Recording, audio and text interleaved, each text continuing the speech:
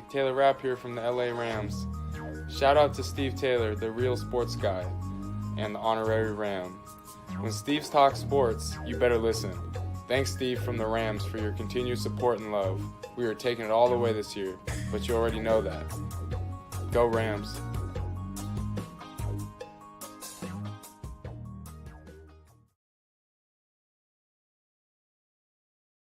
With Prince Bell, we rocking with Keeping It Real Sports, and we gonna be on this. We gonna be on a lot of times. I love the platform. Check in. It's the new wave. Like, follow, subscribe, and do all that good stuff.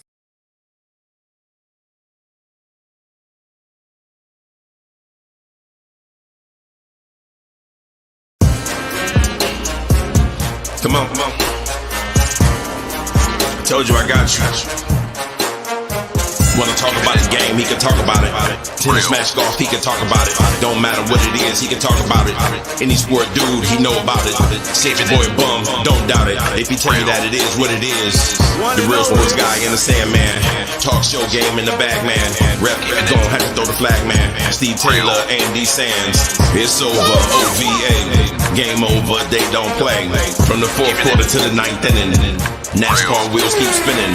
To the 18th hole, he's still in control. Guy on the go. Coach never missing the play, cause he know the deal. This keeping it real. Sports. Come on. Keeping it real. Yeah. Let's go.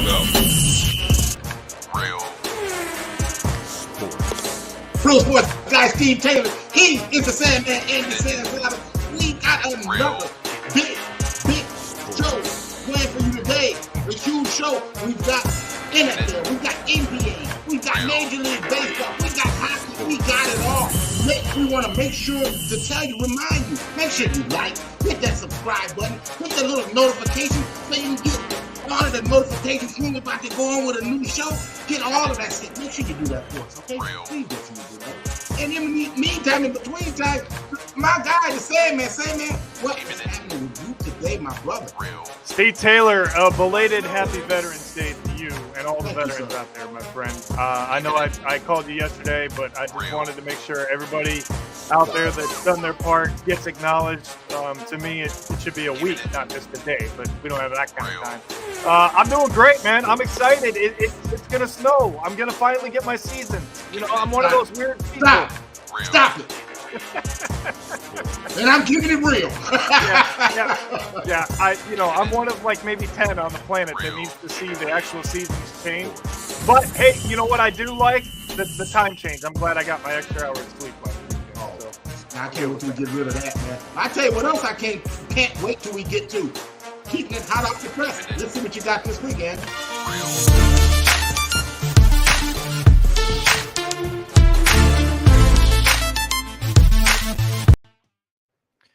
All right, Steve. I'm pretty sure two gentlemen that are talking to you right now said this was going to happen, right? The Astros did it, and we told you last Saturday night when they did win the game that it would be OVA, and we just knew, right? I mean, we just knew eventually that pitching always outlasts hitting. And from the rip, Houston has had the best pitching staff in Major League Baseball this year. They proved it again with the bullpen. Just hats off. And I know both of you and I are ecstatic that Dusty got his ring. Absolutely. Well, man, my hat's off to the front office because see, what they did is they took and they identified potential holes and they filled them immediately. Carlos Correa leaves, no problem. You bring in another star to replace him. Pena was on point. You know, you lose your center fielder, you lose Springer, and what do? You bring in a rookie who was hitting home runs all over the place. Not to mention that bullpen. So now in Major League Baseball history, let me get this right. You got Don Larson, who's pitched a no-hitter, and 4 dudes from the Astros. I mean, come on, man. This team was built to win. We saw it. We said it. They got it done. Yeah, congratulations to Houston. So, all right, let's get some quick hitters in there. Let's do it.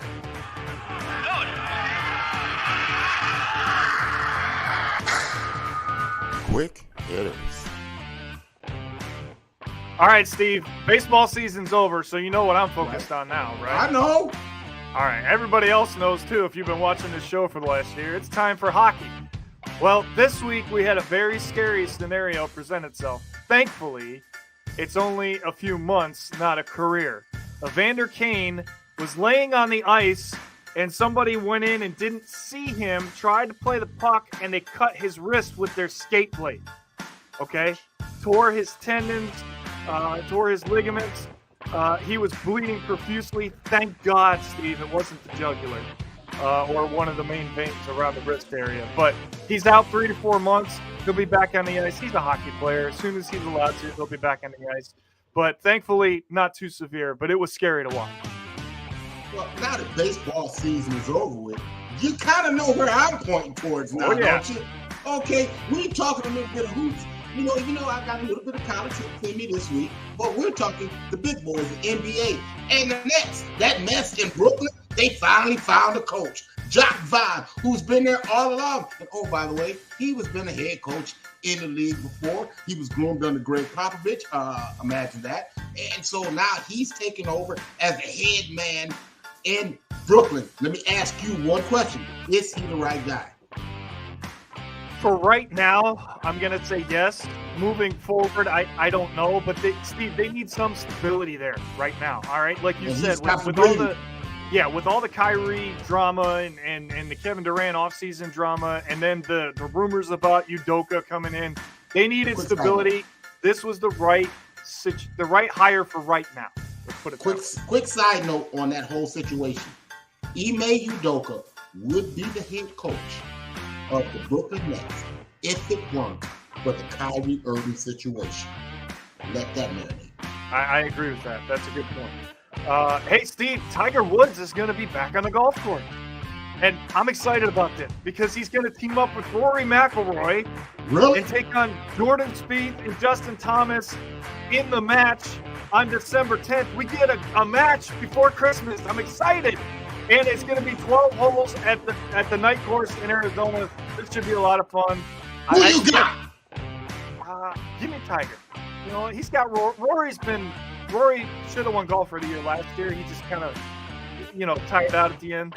Give me Tiger. And listen, when Jordan Spieth and Justin Thomas see Tiger Woods, they tighten up a little bit. So give me Tiger and Rory. All right. Yeah. And just because you said that, give me them. You're going to take the other guy. yeah. But see, I didn't let you take Tiger because I knew that's what you wanted to do. I'm learning. All right. Hey, let's play a little game, Andy. Let's play a little game. We're going to call it blank this, okay? And I mean, it's not like that, people. Stop your dirty thoughts. I mean, let's fill in the blank, okay? We're calling it blank this. And look, and I think we're going to grow this. But let's start with this. Let me ask you this. What can the Lakers do to turn the season around? Okay. I know it's not a one-word blank, but I'm giving you one word. Are you ready? Yes. Nothing. There is not a damn thing that they can do to turn this. Steve, they're 2-10 in the West. Forget it.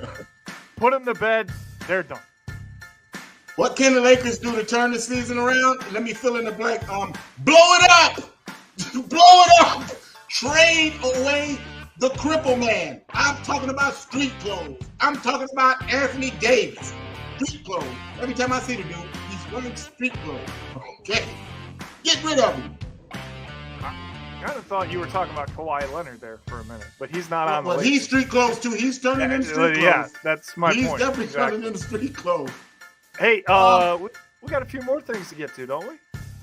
Oh, by the way.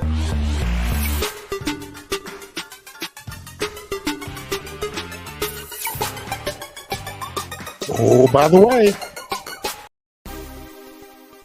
Oh, by the way, Steve Taylor, I didn't get to talk about the pay-per-view last week because we had such a full show, but it was the most watched pay-per-view that's taken place in the history of WWE in Saudi Arabia. I'm talking about Crown Jewel. And you know what made it that way? This right here. Logan Paul took a video, that is a still shot, but he took a video of him jumping off the top rope and landing on Roman Reigns on a table. It's now up to over 45 million views across all the social platforms. It was spectacular, and I'll tell you what, man, I got to give him credit. He's a hell of an athlete. He really held his own in that match, and that was a lot of fun to watch. Well, let me tell you, a guy with 2 thumbs that haven't seen it, that ain't part of the 45 million. He ain't seen it. You better hey, look, but I'll tell you what I will see. What I will see is UFC 281 tonight. Israel Adesanya against Alex Pereira. This is the only man to knock out Israel Adesanya. Although in kickboxing, and that was 6 years ago, but Pereira actually is coming in thinking that he has the advantage against Israel Adesanya. Some of the other matches, you're going to see Esperanza against Zhang Wei Li. I can't wait to see that for the women's strawweight championship. Dustin Poirier against Chandler. There's a star-studded UFC 281 card tonight on ESPN Plus. I'll be there. Will you? I will not. I don't have ESPN Plus, so I know everybody's like, "Whoa, the hockey guy doesn't have ESPN Plus." Yeah, I'm trying to buy a house right now, people. Okay, let's just leave it. And I enjoy all of the hockey games. Yeah. All right, that could change as the year progresses, but we'll see. Right, I'm sure it will. Yep. I'm not the only one that has a say in that. You know where I'm going with that one. So. Yes, I do. Hey, you know where we're going next? Where we're going? Well, it's the midway season of the NFL season, right? Okay. So I think it's time to take a look at where we were wrong and where we were right. Oh, so let's look at some of the teams where we were wrong about. All right. Let's go.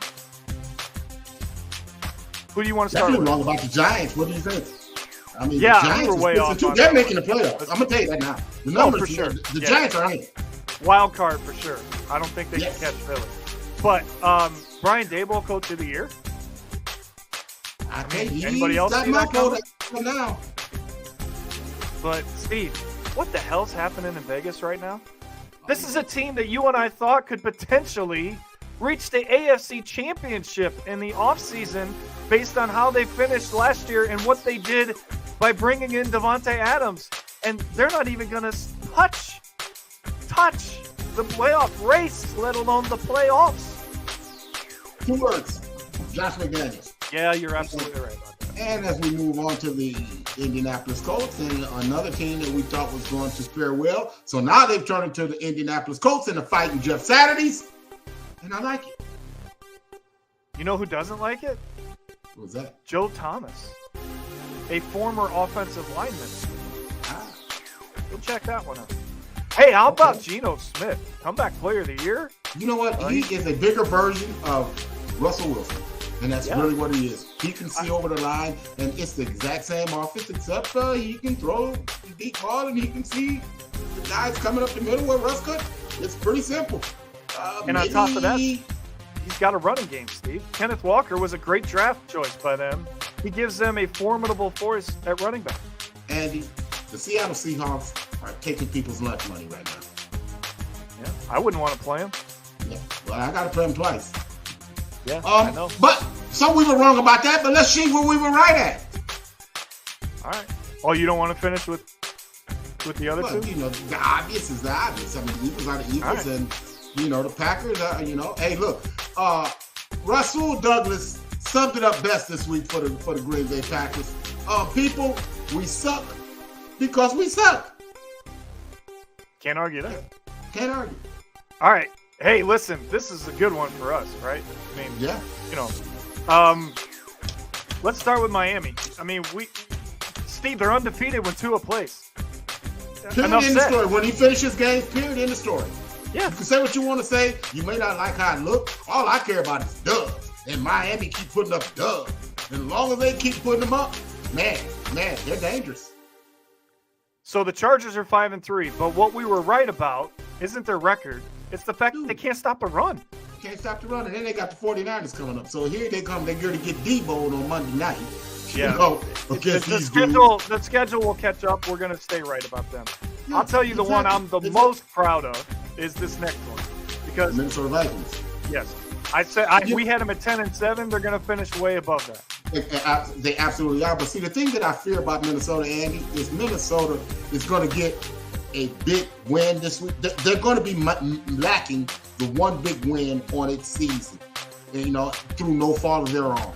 And I don't know how battle tested they are, but they are a solid football team. The team that I'm most proud of on this whole thing, and I got called out on social media. See, I get these social media tweets, man, towards, oh, sports guy, you were wrong. And then my nephew, you were wrong. The Jets, Steve, the Jets. Yeah, I said the Jets then, and I'm doubling down on it now. I tried to tell you, this thing is coming, man. They are for real. And the thing about them is they're young. They ain't figuring out how to win on a consistent basis week in and week out. But that defense travels, man, and they lab it up and they'll get after it. And honestly, if Zach Wilson had been smarter with the football, they might be sitting towards the top. Even though they beat Buffalo last week, they could be on top. If Buffalo loses this weekend, they can be sitting in a tie for first place of the AFC East. Let that marinate for me. Yeah, because Miami's got Cleveland, so they're going to be on the top. Yeah. So. Yeah. All right, let's get some storyline.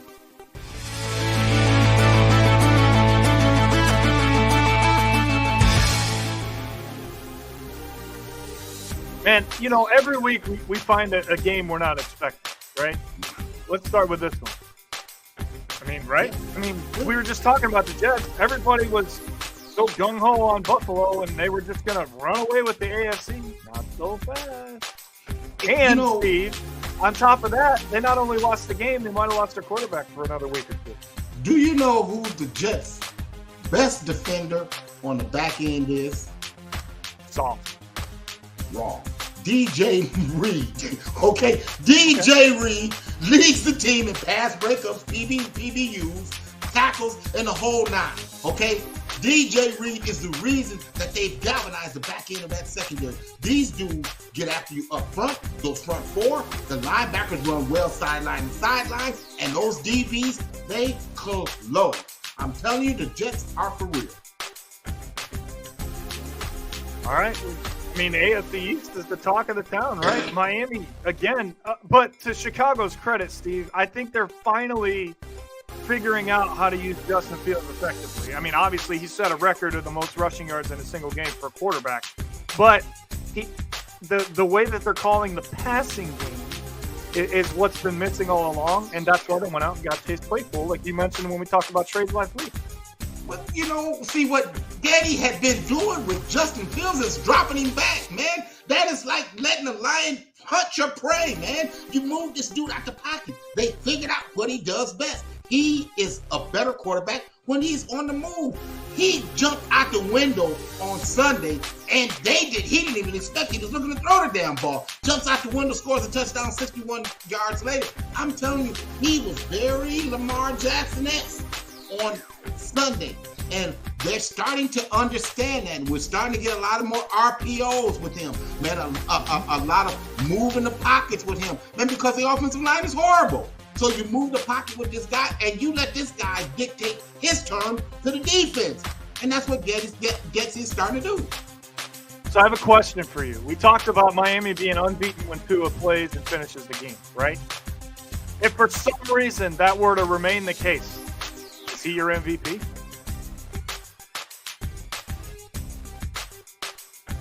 No, to be determined. All right. You know what's to be determined? Yeah. Man, let's say it out loud. You get your defense to make a big play, and you stop Tom Brady, and you turn the offense over, and it's less than a minute left. They've got 2 timeouts, and all you need is 1 first down to win the game. And you proceed to run 3 consecutive run plays in a row, not giving your team a chance, not understanding the situation of the game at the time, not understanding that your defense had just emotionally made a big stop against the greatest quarterback of all time, of our time, Tom Brady. They just turned him over, got the ball back, and you run 3 run plays into the middle of the defense to give the GOAT the ball back with 44 seconds to go? Are you serious? And you want to send the defense out to stop him again? You know what that calls for, don't you? Thank you. Thank you. Jalen Ramsey said it best, Steve. We shouldn't have been. We shouldn't have had to go back out there. Shouldn't have had to go back out there. He's right. Absolutely right. Shouldn't have had to go back out there. Let's make some picks in the NFL. Last week, we both did well. Yeah. Here we go. And we both picked the same games. So I just want you to know, when we do that, Steve Taylor, we're 5-1. Okay? All right. Colts at the Raiders. Boy, this is like one of those flip-flops of who's screwed up more right now, right? Fighting Jeff Saturdays against the drowning Josh McDaniels. Yeah, I don't think 1 week is enough time to turn this team around. As bad as Vegas was last week when they blew another 2-touchdown lead, I'm a sucker for punishment. I'm taking them at home. Yeah, I'm going to take the drowning Josh McDaniels in this one here myself. The Lions get a big win against Green Bay last week. Chicago hung in there with Miami. Steve, I like what the Bears are doing right now, and they're at home. The weather's going to play a factor into this game. It doesn't matter who is on the roster in Detroit. If you play at home in a dome, you don't like the cold elements. So I'm taking the Bears at home. Well, the Lions do practice out in it, so I get that portion of it. The Lions defense came up big last week. They came up with 3 red zone turnovers against Aaron Rodgers. They were very, very big in that regard. They got harassed him the whole day. The one thing about the Bears have found some identity on offense, and I like where they're starting to train, even though they've gotten rid of a lot of the defenders that were sure on the back end. They got a lot of young kids that are really hungry. To me, this one is going to come down to who starts fast. I think the Bears start faster. I'm going to take the Bears in this one. All right, we still don't know if Josh Allen's playing or not. But as you spoke to earlier, Minnesota needs that signature win, right, to be taken seriously, even though they're going to run away with the North because Green Bay is Green Bay, and the other 2 teams have no chance of catching them. Buffalo has a viable option at backup quarterback in Case Keenum. Remember, Case Keenum took the Vikings to the NFC Championship 4 years ago. People forget that, okay? Who did he throw to? Before Cousins. And who was he throwing to? Stephon Diggs. Exactly. Yeah. And I listen, I'm all for Minnesota. We had them going to the playoffs. They're going to win the division. But I trust Buffalo's defense more from what I've seen initially. So here I go again. I'm taking all the home teams. Give me the Bills. Okay, that's a noble pick, but not so fast, young man. Let me tell you, the Vikings are looking for that big signature win. They're going to get this one, but it's going to be by default. Okay, they're going to win this game. It ain't going to be pretty, but they're going to get it done. And they're still going to be missing that signature win that they're looking for. Give me the Vikings. All right, so that'll do it for the NFL portion of the show. But now we've got the real top 10 that we need to talk about. Real top 10. Let's do it. You've heard the rest. Now here's the best. It's the Keeping It Real Sports College Football Poll.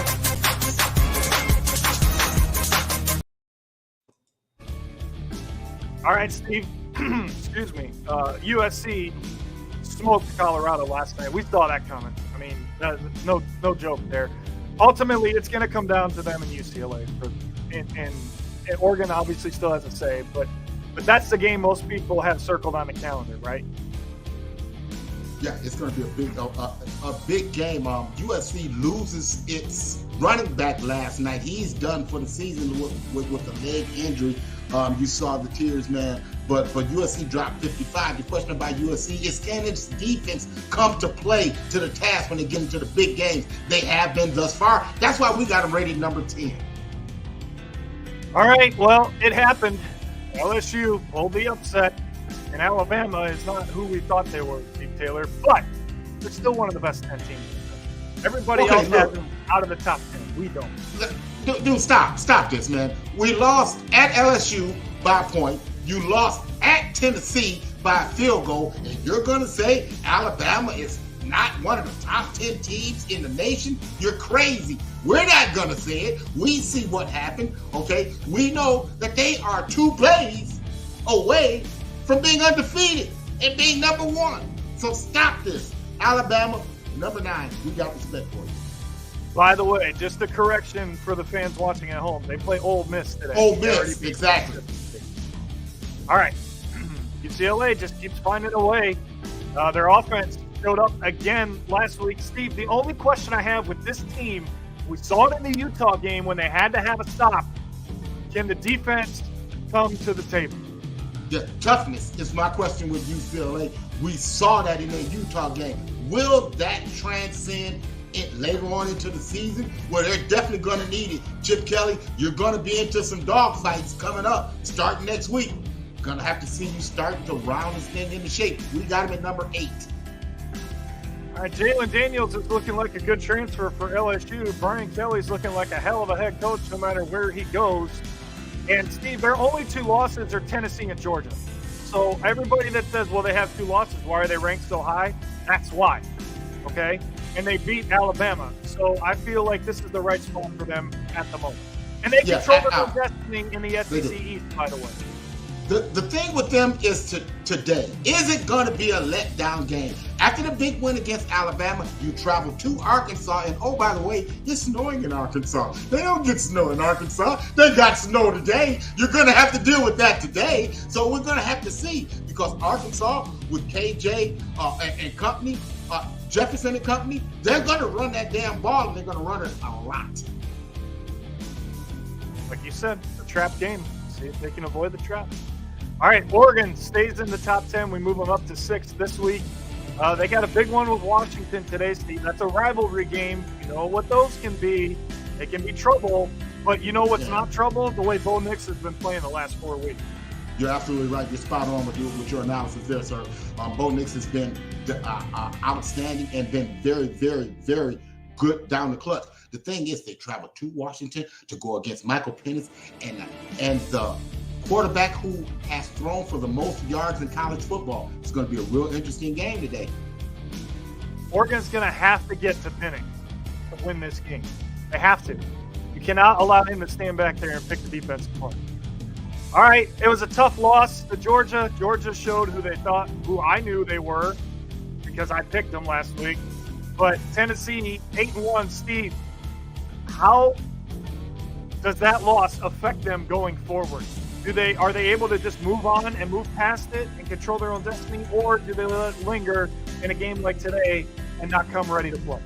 Well, we're going to find out a lot about Tennessee today, because they got pushed around like a shopping cart for 3.5 hours on Saturday. That score don't dictate it. But anybody that saw that game saw that Georgia really took it to Tennessee, took the fight out of Tennessee. Tennessee could not run the football. When they're not able to run, they're not nearly as dynamic.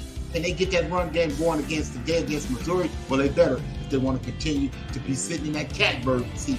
They're sitting in a good place, Andy, at number 5, just kind of lurking, waiting for things to happen. That's going to happen. The issue I saw last week was their offensive line. Hooker was on the ground way too much.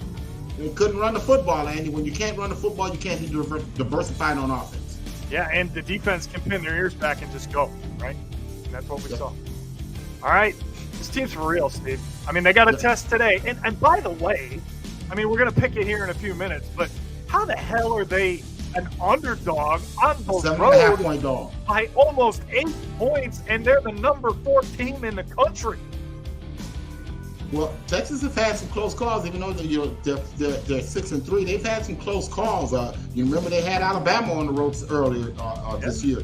They lost their quarterback in that game, but it's going to be a tough game here in Texas. Bevo and company is starting to ratchet it up for the Horned Frogs. All right. That team up north just keeps moving up the polls, Steve. We had no choice this week. Man, I mean, if you just look at this team, man, they're really starting to put it together, man. If they can get that passing game of Ronnie Brown down the field, man, they can and kind of diversify that offense, they can be dangerous. Rutgers gave them their money's worth there for a while, but Michigan, when they got rolling, they really steamrolled them. The defense showed up and showed out on Saturday. Now, a lot of people were very critical of how Ohio State played Northwestern last week, okay? Need I remind you, there were 50-mile-an-hour winds throughout the game, and they still set an NCAA record by scoring over 20 points for the 70th straight time. They deserve to be number 2. Well, they absolutely do. But man, anybody that saw that game, man, you know, every now and then, Mother Nature shows up and says, "Look here, I really run this, not you. You don't tell me what's gonna happen out here. I tell you." And this was one of those games. People, it was a one-way game. I've never seen a one-way game in my entire life. Just because you could only go with the wind, and even then, you couldn't throw the football. You had to run it. It was not a pretty game. You throw that one out, the Buckeyes get back to business, man, against Indiana. At home today. But what I did like that came out of that game was they have the ability to run C.J. Stroud if the defense allows. So you might see some more RPO against Michigan this year. All right, and then the team we've had number 1, but all but 1 week. Let I remind you all, it's Georgia. And Steve, they're the defending national champs. They look like the defending national champs, and they look like they could win another title after the way they played last week. I mean, if you saw that defense, man, you saw guys that play on Sunday just jumping off the screen. These linebackers get after you. They run sideline to sideline well. The DBs, they cover well. Guys can't get open against these guys. When they press cover, they press cover. They get up and they get a lot of PBUs. That's pass breakup. PBUs. A lot of that for the Georgia Bulldogs. That defense is real. It's starting to me to look like a showdown between Ohio State and Tennessee. I mean, and Georgia. Man, this is what everybody wants to see. Well, keep in mind, Georgia may have to play LSU a second time in the SEC championship. We know how hard it is to beat the same team twice in the SEC. Yeah, they beat the hell out of LSU. It wasn't like it was close. They beat the hell out of LSU. I understand that, but we're talking that was at the beginning of the season. So I'm just saying. All right, let's take a look real quick at our Week 2 Final Four. So we got Georgia 1, Ohio State 2, Michigan 3, TCU 4. All right? Yeah. All right, let's see who you got. Ladies and gentlemen, are you ready?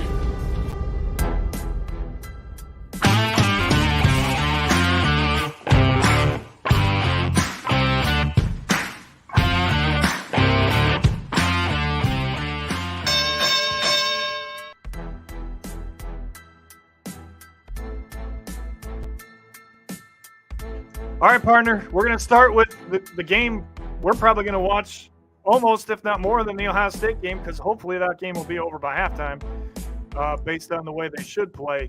And that's this one right here, TCU and Texas. Again, when we made this pick, it was 7. It's up to 7.5. Yeah, I mean, ridiculous. Real quick, last week wasn't good for me again. But anyway, to me, this is a lock. I mean, you're insulting one of the best teams in the country, and I think this is going to motivate them even more. TCU's going to cover and probably even win outright. Yeah, I mean, I got TCU outright, man. The thing is, man, Max Duggan is a fifth-year senior. He really has that offense humming. Man, I told you last week, they haven't scored less than 34 points in any contest this year. I expect that to continue again today.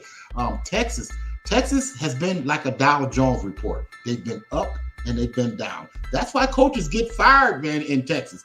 You know, can Sarkisian finally double up and follow up last week's big win with a win over TCU? I don't think so. Give me the Horned Frogs.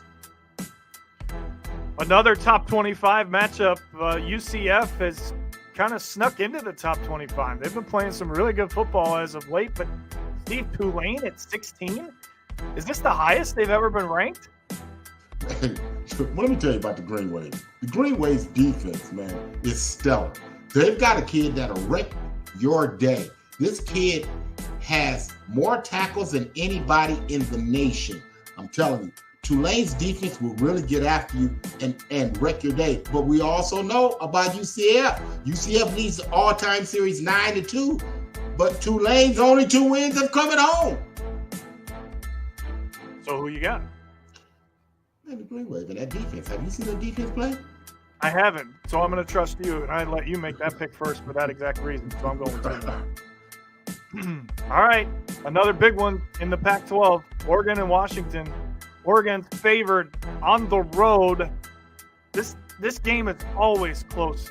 I think 6 is a lot, but the way Bo Nix has been playing the last 3 weeks, man, he's got this offense cooking.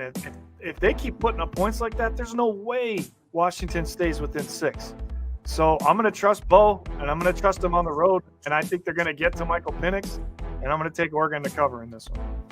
I'm going to tell you what Bo don't know. Bo don't know Pac-12 loss. Okay, his only losses come to the Georgia. Auburn. Or Georgia, you're right. I'm sorry. Exactly. And that's why he left Auburn, was to get away from Georgia, and then he loses to Georgia again. In the first, 40-93. But they figured things out. I love the way that the Ducks are rolling. Give me the Ducks. All right. So there you have it. And before we go, did you see that dude? You know, we scroll America to find that dude every week. This week we went to SMU. Tanner Mordecai. 10 touchdowns, people. I didn't stutter. 10 touchdowns. He threw for 9 and he ran for 1. Tanner Mordecai. When you score 10 touchdowns in a game, you're that dude. Give him the sticker.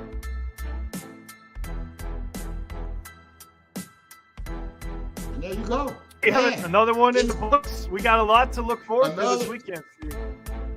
Big weekend of we'll recap that next week. Make sure you like, subscribe, hit that notification bar. Make sure you hit that so we can keep giving you what you want. You give us, of course, we always welcome your comments. Give us your comments and all that good stuff, man. And man, it's been fun, but we gotta run until next week. Wish you love And peace. Deuces.